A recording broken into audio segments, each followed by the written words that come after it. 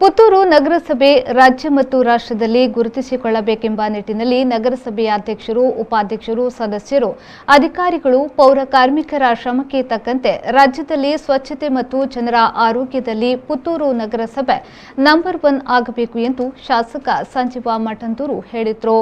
ನಗರಸಭೆಯ ವತಿಯಿಂದ ಸ್ವಚ್ಛ ಭಾರತ್ ಯೋಜನೆ 14ನೇ ಹಣಕಾಸು ಯೋಜನೆಯಡಿಯಲ್ಲಿ ಬನ್ನೂರು ಡಂಪಿಂಗ್ ಯಾರ್ಡ್ನಲ್ಲಿ ಪೌರ ಕಾರ್ಮಿಕರ ವಿಶ್ರಾಂತಿಗಾಗಿ 17 ಲಕ್ಷ ರೂಪಾಯಿ ವೆಚ್ಚದಲ್ಲಿ ನಿರ್ಮಾಣಗೊಂಡ ಪುರುಷರ ಮತ್ತು ಮಹಿಳೆಯರ ಕೊಠಡಿಗಳನ್ನು ಉದ್ಘಾಟಿಸಿ ಅವರು ಮಾತನಾಡಿದರು.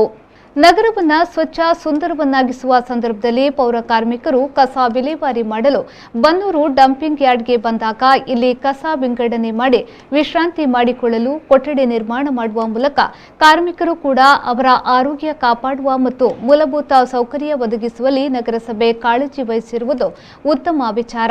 ಇಲ್ಲಿ ಒಂದಷ್ಟು ಕಸವನ್ನ ವಿಂಗಡಣೆ ಮಾಡಿ ಮರುಬಳಕೆ ಮಾಡುವ ದೃಷ್ಟಿಯಿಂದ ಹೊಸ ಯೋಜನೆಗಳು ನಡೆಯುತ್ತಿದೆ. ಈ ನಿಟ್ಟಿನಲ್ಲಿ ಮುಂದಿನ ದಿನ ಪುತ್ತೂರು ನಗರಸಭೆ ರಾಜ್ಯ ಮತ್ತು ರಾಷ್ಟ್ರದಲ್ಲಿ ಗುರುತಿಸಿಕೊಳ್ಳಬೇಕೆಂದು ಶಾಸಕರು ಹೇಳಿದರು.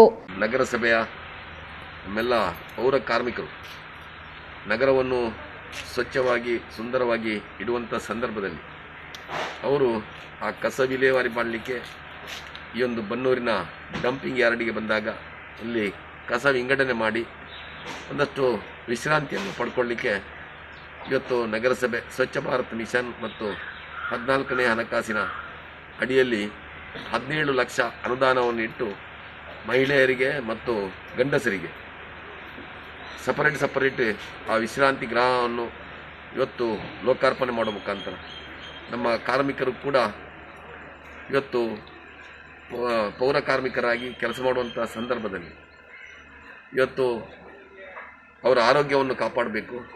ಅದರ ಜೊತೆಯಲ್ಲಿ ಅವರಿಗೆಲ್ಲ ಮೂಲಭೂತ ಸೌಲಭ್ಯಗಳು ಕೂಡ ಇರಬೇಕೆನ್ನುವ ದೃಷ್ಟಿಯಿಂದ ಇವತ್ತು ನಮ್ಮ ಬನ್ನೂರಿನ ಡಂಪಿಂಗ್ ಯಾರ್ಡ್ನಲ್ಲಿರುವಂಥ 7 ಎಕರೆ 15 ಸೆನ್ಸ್ ಜಾಗದಲ್ಲಿ ಇವತ್ತು ಅತ್ಯಾಧುನಿಕವಾದಂಥ ಈ ಒಂದು ವಿಶ್ರಾಂತಿ ಗೃಹ, ಅದೇ ರೀತಿಯಲ್ಲಿ ಕಸ ವಿಂಗಡಣೆ ಮಾಡಲಿಕ್ಕೆ ಇವತ್ತು ಕಸವನ್ನು ಸುಮಾರು 7-8 ವಿಧವಾಗಿ ವಿಂಗಡಣೆ ಮಾಡಿ ಆ ಕಸವನ್ನು ಮತ್ತೆ ಮರುಬಳಕೆ ಮಾಡುವ ದೃಷ್ಟಿಯಿಂದಲೂ ಇವತ್ತು ಇಲ್ಲಿ ಒಂದಷ್ಟು ಪುರಸಭೆ ನಮ್ಮ ನಗರಸಭೆ ಕಾರ್ಯಪ್ರವೃತ್ತರಾಗಿದೆ.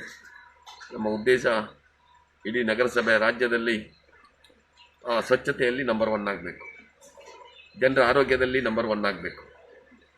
ಪುತ್ತೂರು ನಗರಸಭೆ ಮತ್ತೊಮ್ಮೆ ರಾಜ್ಯದಲ್ಲಿ ರಾಷ್ಟ್ರದಲ್ಲಿ ಗುರುತಿಸಬೇಕೆನ್ನುವಂಥದ್ದು ನಮ್ಮ ನಗರಸಭೆಯ ಅಧ್ಯಕ್ಷರು, ಉಪಾಧ್ಯಕ್ಷರು, ಸದಸ್ಯರು, ನಮ್ಮೆಲ್ಲ ಅಧಿಕಾರಿ ವರ್ಗ ಮತ್ತು ನಮ್ಮ ಪೌರ ಕಾರ್ಮಿಕರ ಆ ಉದ್ದೇಶ.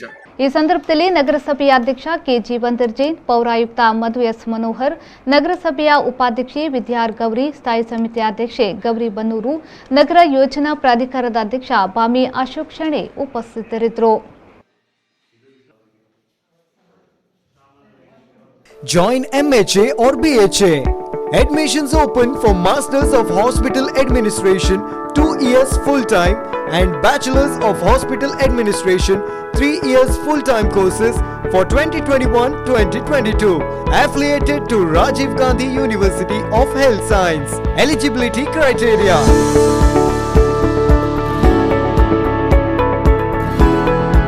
AJ Institute of Hospital Management and AJ Hospital and Research Center, Kuntikana, Mangaluru.